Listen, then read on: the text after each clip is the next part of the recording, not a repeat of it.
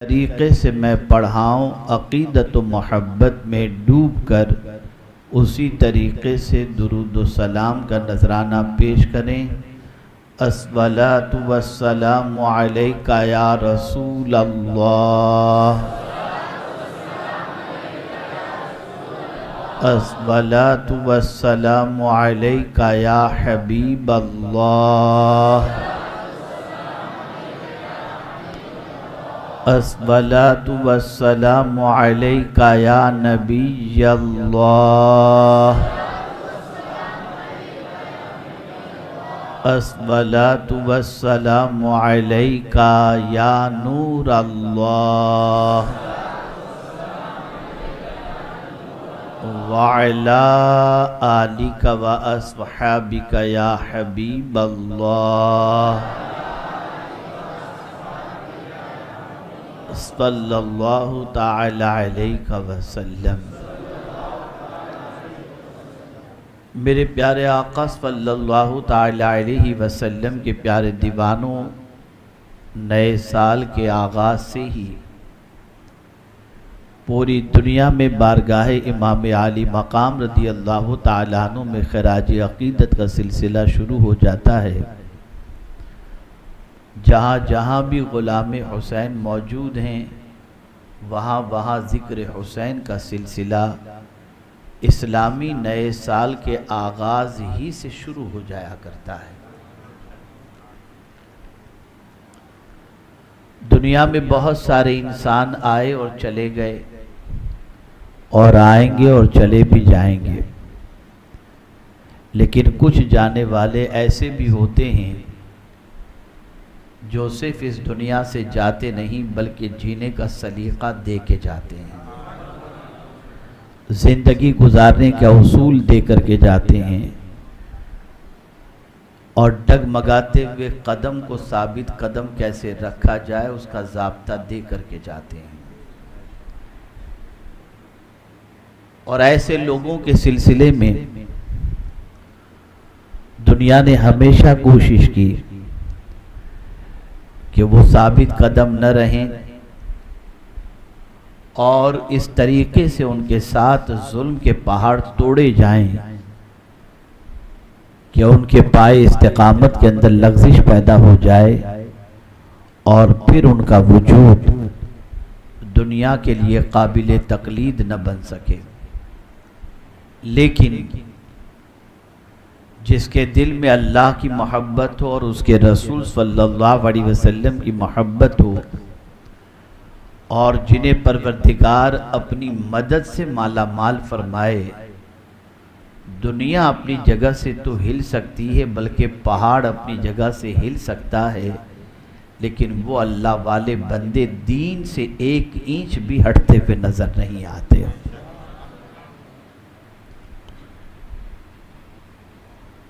میرے پیارے آقا صلی اللہ علیہ وسلم کے پیارے دیوانوں، پوری دنیا کے انسان سے ایک سوال پوچھا جائے کہ تمہارا رب کون ہے، تو دنیا کا ہر مسلمان یہی جواب دے گا، میرا رب اللہ ہے۔ لیکن اسی مسلمان پر امتحان کے بادل منڈلانے لگیں، اسی مسلمان کے سامنے کوئی ایسا مرحلہ آ جائے کہ ایک طرف رب کا فرمان ہو، دوسری طرف خواہش آواز دے رہی ہو، تو اس موقع پر وہ بندہ جو اللہ کو اپنا رب مانتا ہے اور کہتا ہے، اس کے قدم وہاں ڈگمگاتے نظر آئیں گے، اور وہ خواہش کو پوری کرنے کی خاطر اپنے رب کے فرمان کو چھوڑتا ہوا نظر آئے گا۔ یہ کہہ دینا بہت آسان ہے کہ اللہ ہمارا رب ہے، لیکن اس کہنے پر قائم رہنا یہ بہت ڈیفیکلٹ ہے۔ جب کسی بندے سے کہا جائے کہ تمہارا رب کون ہے اور وہ کہے کہ اللہ، تو گویا اس نے ایسی ذات کے رب ہونے کا اقرار کیا جس کے قبضہ قدرت کے اندر ساری کائنات ہے۔ ایک انسان نے جب کہہ دیا کہ میں اللہ کو اپنا رب مانتا ہوں، اور میرا رب اللہ ہے۔ آپ نے دیکھا قرآن کے لہجے کو اور قرآن کے انداز کو۔ قرآن کہتا ہے ان الذین قالوا ربنا اللہ، بے شک جس نے کہا کہ اللہ ہمارا رب ہے۔ اور رب کے معنی کیا ہوتا ہے؟ مالک کے بھی ہوتا ہے، رب کے معنی پالنے والا بھی ہوتا ہے، رب کا معنی خالق بھی ہوتا ہے۔ ایک بندے نے جب کہہ دیا کہ مجھے پالنے والا کوئی انسان نہیں، مجھے پالنے والی دنیا نہیں، مجھے پالنے والا تو اللہ ہے، میرا مالک اللہ ہے، یہ کہہ کر بندے کا اس پر قائم رہنا یہ بہت ڈیفیکلٹ ہوتا ہے۔ آپ ذرا دیکھیں، آج کے دور کا جائزہ لیں، آج کے دور کا احتساب کریں، آج کے دور کے اندر بسنے والے انسانوں کی زندگی کا جائزہ لیں تو آپ محسوس کر سکیں گے ایک انسان یہ تو کہتا ہے میرا مالک اللہ ہے، لیکن اس کے باوجود اس انسان کا بھروسہ جیسا رب پر ہونا چاہیے ویسا اپنے رب پر اس کا بھروسہ نظر نہیں آتا۔ آپ اندازہ لگائیں، اگر آج حرام کے دروازے کھلے ہوئے نظر آ رہے ہیں اور مسلمان حرام کا مرتکب ہو رہا ہے، اس کی وجہ سب سے بڑی یہ ہے کہ اس نے ربنا اللہ تو کہا لیکن اس پر قائم نہیں رہ سکا۔ اس نے اللہ کو اپنا رب مانا ضرور، لیکن اللہ کو رب ماننے کے باوجود اس کے دل میں شکوک ہیں، اس کے دل میں شبہات ہیں۔ آپ ذرا مجھے بتائیے، کیا یہ شکوک و شبہات نہیں ہیں کہ میرا کل کا کیا ہوگا، میرے پرسوں کا کیا ہوگا، میرے بچوں کا کیا ہوگا، میری آگے کی زندگی کا کیا ہوگا؟ اے رسول اعظم صلی اللہ علیہ وسلم کے پیارے دیوانوں، جسے ہم نے اپنا رب مانا ہے وہ کل کے لیے بھی رب ہے، وہ آج کے لیے بھی رب ہے اور وہ ہمیشہ کے لیے رب ہے۔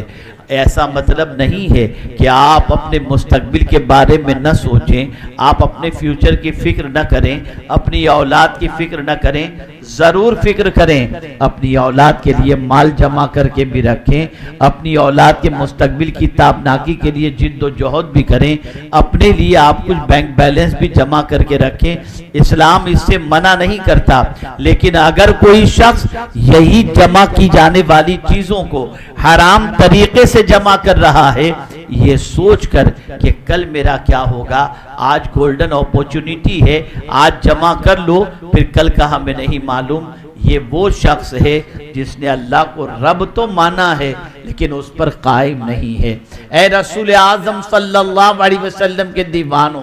اللہ کو رب مانا ہے ہم نے اور مانتے رہیں گے، اس لیے ہماری ذمہ داری یہ بن جاتی ہے کہ ہم اس پر قائم بھی رہیں، استقامت کا مظاہرہ کریں۔ دنیا کا کوئی شخص ہمیں خرید نہ سکے، اس لیے کہ یاد رکھیں انسان کو دولت کے ذریعے خریدا جاتا ہے، تخت و تاج کے ذریعے خریدا جاتا ہے، ہوس رانی کے ذریعے خریدا جاتا ہے، زن کے ذریعے خریدا جاتا ہے، اور دنیا نے ہمیشہ اسلام سے ہٹانے کے لیے یہی حربے استعمال کیے، کبھی عورتوں کا سہارا لیا، کبھی مال و زر کا سہارا لیا، کبھی تخت و تاج کا سہارا لیا، جس کے ذریعے انسان کو دین سے ہٹانے کی کوشش کی جائے۔ اور یہ حربہ انسانوں نے عام انسانوں کے لیے صرف استعمال نہیں کیا بلکہ داعیان دین کی زندگی کو اٹھا کر دیکھیں، خاص طور پر داعی اعظم رسول اعظم صلی اللہ علیہ وسلم کی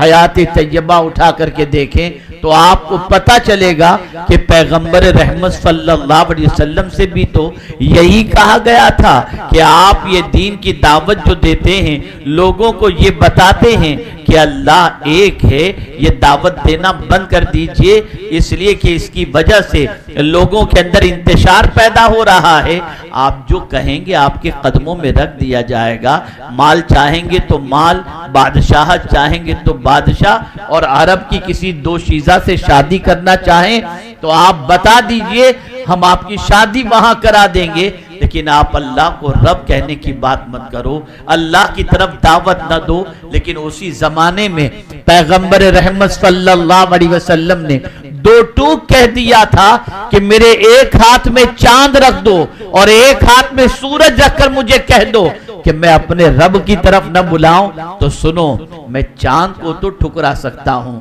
سورج کو تو ٹھکرا سکتا ہوں، اپنے اللہ کی طرف بلانے کی دعوت کو کبھی ٹھکرا نہیں سکتا۔ اللہ اکبر۔ اے رسول اعظم صلی اللہ علیہ وسلم کے دیوانوں، دنیا کا انسان اگر دولت کسی کے قدموں میں رکھتا ہے تو کتنی رکھے گا؟ ایک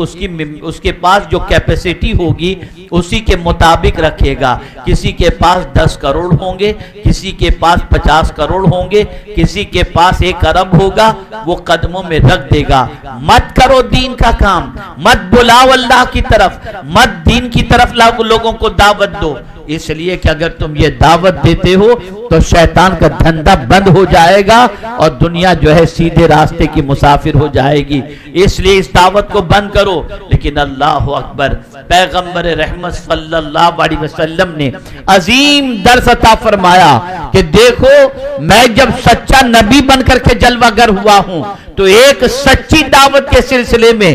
جب مجھے راستے سے ہٹانے کے لیے دولت کا انبار قدموں میں رکھنے کی بات کہی جا رہی ہے تو اے میرے غلاموں، جب تم بھی اللہ کو رب مانو گے اور اللہ کی طرف لوگوں کو بلاؤ گے تو تمہیں بھی دولت سے خریدا جائے گا، لڑکیوں سے خریدا جائے گا، مال سے خریدا جائے گا، تخت و تاج سے خریدا جائے گا، تو تمہیں کسی اور کو نہیں دیکھنا، میری حیات طیبہ تمہارے لیے ایک نمونہ ہے۔ جان تو دے دینا لیکن اپنے رب کے راستے سے ایک قدم ہٹنے کے لیے تیار مت ہونا۔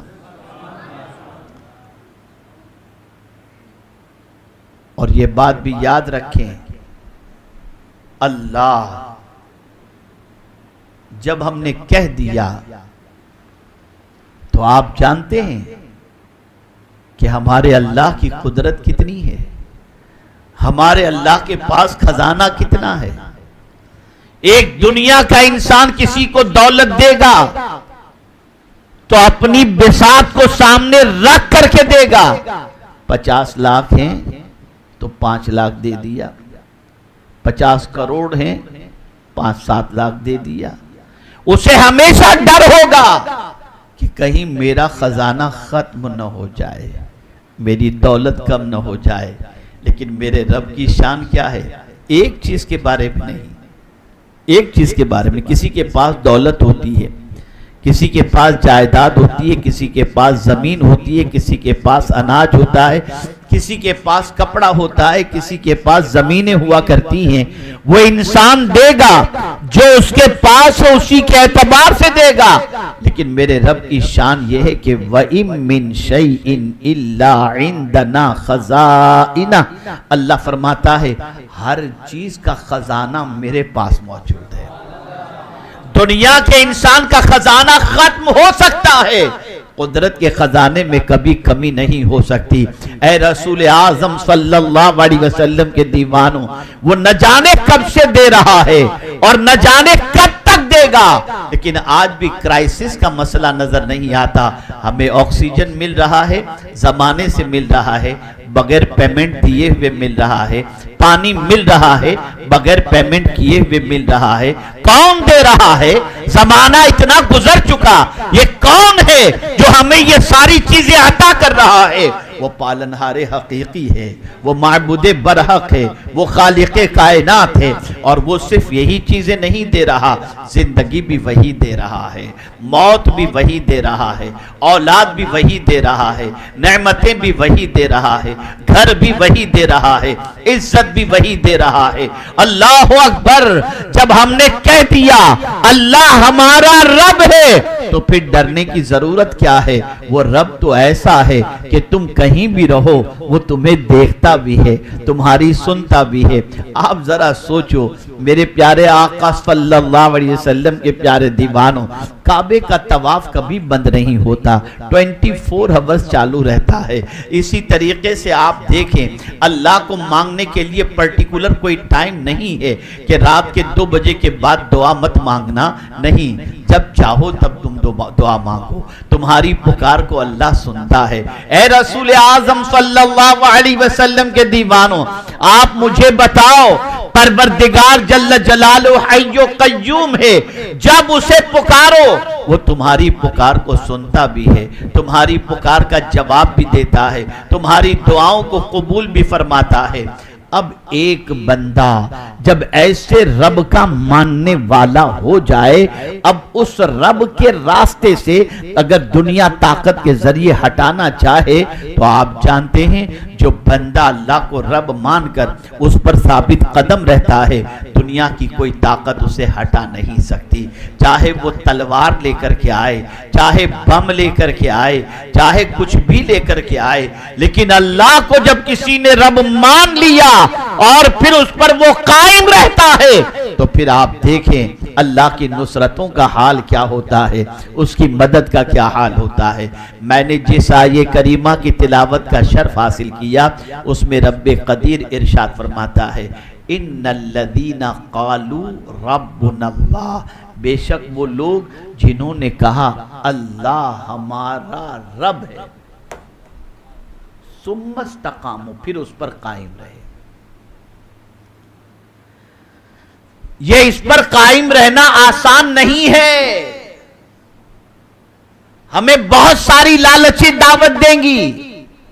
یہ حرام کاروبار کرو، اتنے میں اتنا پیسہ مل جائے گا، تمہاری نسلیں سنور جائیں گی۔ اب ہم بھول گئے کہ اللہ ہمارا رب ہے، قدم پھسل گئے۔ ڈرگز کا کاروبار کرو،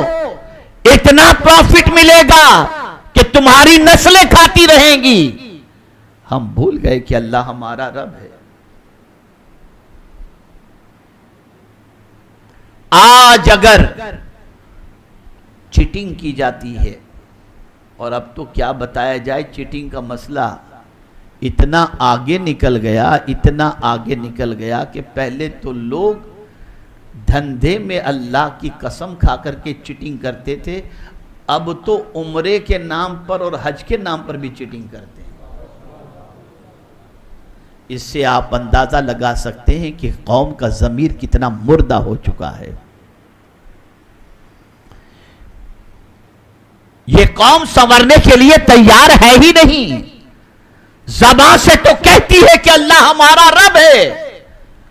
لیکن پھر بھی اس کا عقیدہ ڈاوا ڈول ہے، کل کیا ہوگا، یہ حرام کما لو، یہ دبا لو، اس کا کھا جاؤ، اس کا دبا لو، ورنہ پتہ نہیں آگے چل کر کے کیا ہوگا۔ نہیں، اللہ کو رب ماننے کے بعد اگر کوئی بندہ اس پر قائم رہتا ہے، ہزار میرے سامنے حرام کی دولت آ جائے، میں اس دولت کی طرف توجہ نہیں دوں گا، اس لیے کہ مجھے روزی دینے والا یہ انسان نہیں ہے، میرا پروردگار ہے۔ اس عقیدے پر اگر کوئی قائم رہتے ہوئے حرام کو ٹھکرا دیتا ہے